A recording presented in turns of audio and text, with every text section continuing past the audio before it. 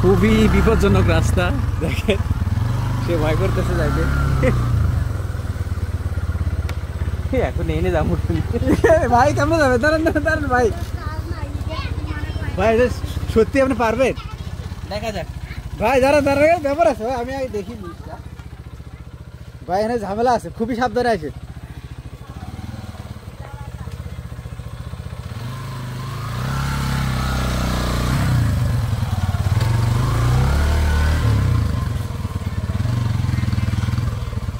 এখন কোন দিকে ভাই? দাঁড়ান, এই এটা এমন কেন? ও ভাই, আচ্ছা ঠিক আছে, কিন্তু এখানে তো কাদা, এখানে তো অনেক কাদা ভাই।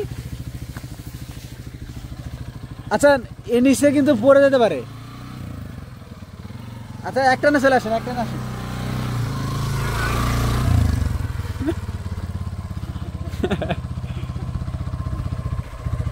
আরো যান, আরো যান।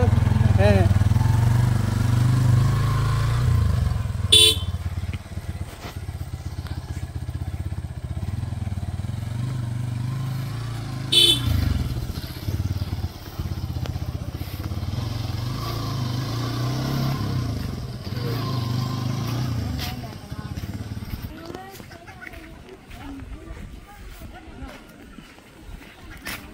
কি ভাই, মোটামুটি একটা অফ রোড ফিলিং পাইলেন না? একদম জায়গাটা যে সাকসেসফুলি পার করতে পারছি, থ্রিলিং ছিল না? থ্রিলিং ছিল একদম।